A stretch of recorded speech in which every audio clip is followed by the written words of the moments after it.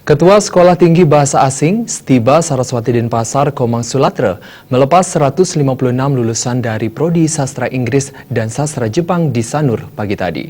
Diharapkan melalui perbaikan kualitas sarana prasarana dan kurikulum, lulusan Stiba Saraswati mampu bersaing di dunia kerja, serta Stiba Saraswati Denpasar akan semakin dicintai masyarakat.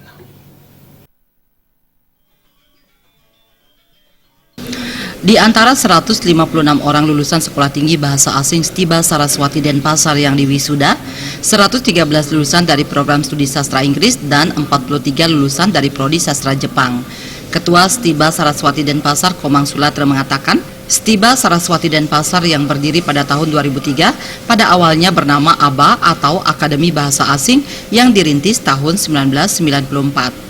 Saat ini Stiba Saraswati Denpasar memiliki dua prodi yakni Sastra Inggris dan Sastra Jepang dengan akreditasi B.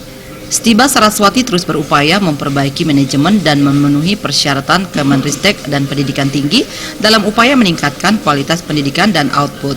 Upaya-upaya yang dilakukan diantaranya adalah pembenahan sarana prasarana kurikulum, meningkatkan jenjang pendidikan dosen, termasuk upaya akreditasi kampus dengan dilakukannya pada visitasi Juli lalu.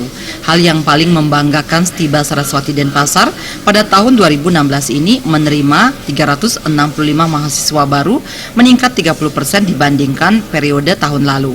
Hal ini membuktikan kampus yang berada di bawah naungan Yayasan Perguruan Rakyat Saraswati Pusat Denpasar semakin dikenal dan dicintai masyarakat. Beruntung ya kami di Stiba Saraswati Denpasar setelah kami berusaha untuk memperbaiki manajemen dan selalu berusaha untuk memenuhi syarat-syarat dari kementerian yang di Kementerian Ristek dan Teknologi Pendidikan Tinggi. Pada tahun 2016 ini kami menerima sejumlah mahasiswa yaitu 365 mahasiswa baru yang kalau kaitkan dengan periode tahun lalu ada peningkatan sekitar 30%. Berarti ini bisa menjadi sebuah istilahnya kebanggaan bagi kami bahwa Stiba Saraswati Denpasar masih diminati oleh masyarakat. Komang Sulatra menambahkan 65% lulusan kali ini telah bekerja. Sementara berdasarkan penelusuran alumni, 98% lulusan telah bekerja di dunia pariwisata dan berwirausaha. Sementara 2% melanjutkan pendidikan ke program magister.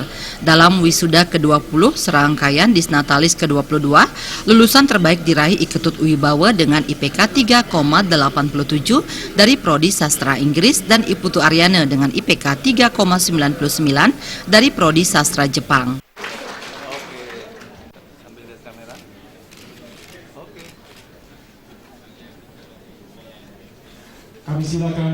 Pera Widya dan Indra Wijaya, Bali TV.